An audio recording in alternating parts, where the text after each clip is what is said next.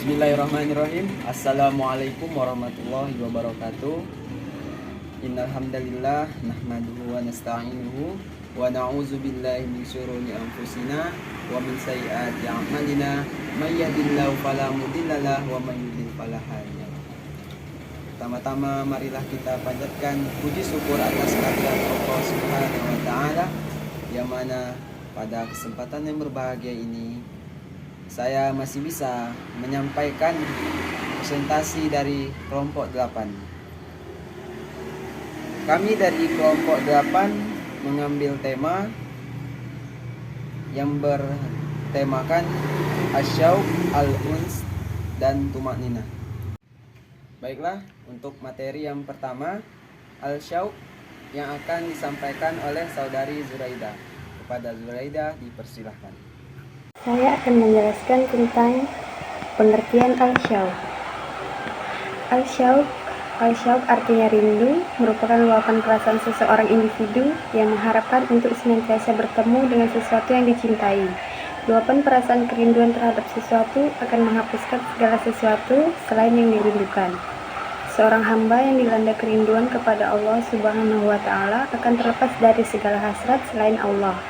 Oleh karenanya, sebagai bukti dari perasaan rindu adalah terbebasnya dari seseorang dari hawa nafsu. Dalam hati seorang sufi ada keinginan yang kuat untuk bahagia memenuhi kehidupan dengan Allah. Beberapa orang mengatakan kematian membuktikan cinta sejati dan melupakan Allah lebih berbahaya daripada kematian. Bagi seorang sufi yang mendambakan Allah, mau dapat mempertemukannya dengan Allah Subhanahu wa taala. Al-syauq adalah suasana kejiwaan yang menyertai mahabbah, perasaan kasih sayang. Pengetahuan dan pengenalan yang lebih mendalam akan menimbulkan rasa senang dan gairah yang besar untuk selalu bersama dengan Tuhannya. Pada setiap denyut jantungnya, secara psikologis, seseorang yang dilanda perasaan rindu adalah mereka yang segala aktivitas, baik perilaku maupun gagasannya, tertuju pada satu titik tertentu sesuai dengan apa yang dianggapnya sebagai kebenaran yang hakiki, dan tidak akan tergoyahkan dengan segala keinginan yang semu dapat mengalihkan perhatian dan konsentrasinya, sehingga ia akan senantiasa terjaga dari segala hal yang tidak seharusnya ia lakukan atau pikirkan. Ia akan melakukan segala tindakan terbaiknya dengan penuh kesenangan dan kegembiraan tanpa rasa keraguan atau kecemasan.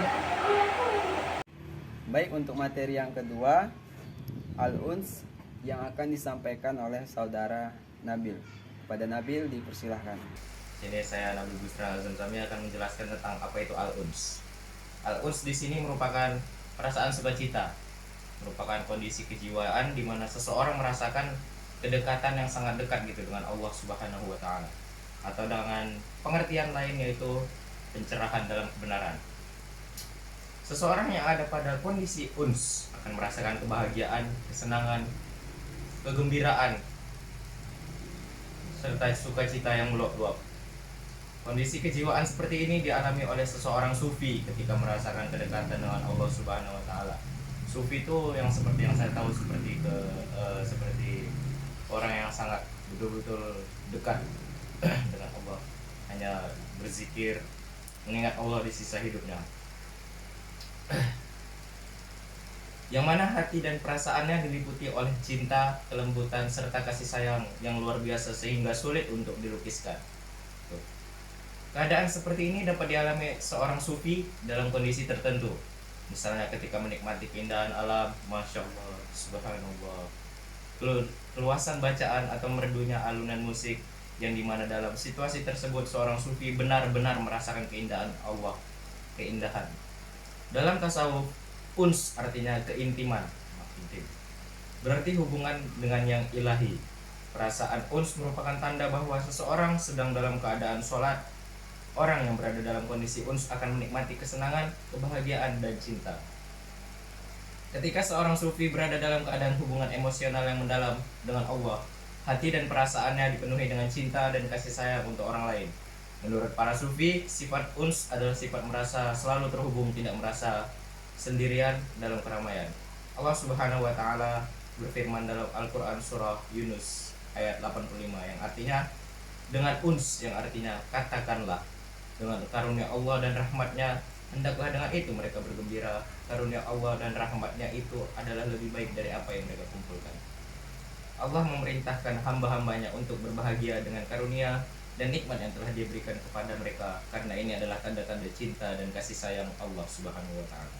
Menurut para ahli, yang dimaksud karunia dan rahmat adalah karunia berarti Islam dan rahmat berarti Al-Qur'an.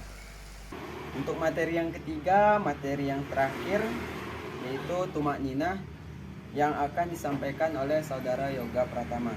Pada Yoga, dipersilahkan. Baiklah, saya dari perwakilan kelompok 8 akan menyampaikan yaitu tentang tumak ninah. Tumak ninah adalah keteguhan atau ketentraman hati dari segala hal yang dapat mempengaruhinya.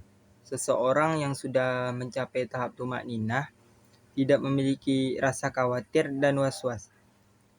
Firman Allah Subhanahu wa taala dalam Al-Qur'an surah Ar-Ra'd yaitu ayat 28 yang artinya yaitu orang yang beriman dan hati mereka menjadi tentram dengan mengingat Allah Subhanahu wa taala.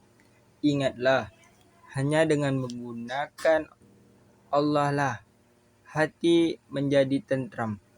Quran surah Ar-Ra'd ayat 28. Tumak ninah menurut Ibnu Qayyim terdiri dari 3 tingkatan. Yang pertama, ketentraman hati karena mengingat Allah SWT dan ketentraman yang takut kepada Allah SWT. Yang kedua, ketentraman jiwa pada kas, yaitu ketentraman perindu pada batas penantian dan ketentraman perpisahan dan pertemuan.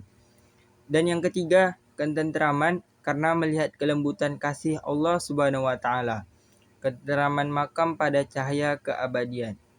Istilah tumak ninah adalah ketenangan dan ketentraman hati manusia, karena sudah berusaha semaksimal mungkin untuk senantiasa berbuat kebaikan dan setiap keadaan selalu mengingat Allah Subhanahu wa taala.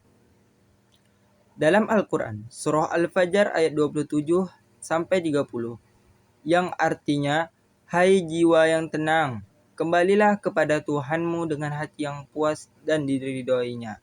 Maka masuklah ke dalam jamaah hamba-hambaku, yaitu masuklah ke dalam surgaku. Quran surah Al-Fajr ayat 27 sampai 30. Mungkin akan selanjutnya akan disampaikan oleh saudara kita Oki. Kepada Oki dipersilakan. Baiklah, demikian presentasi kami dari kelompok 8. Terlebih terkurangnya kami mohon maaf. Wabillahi taufik wal hidayah. Wassalamualaikum warahmatullahi wabarakatuh.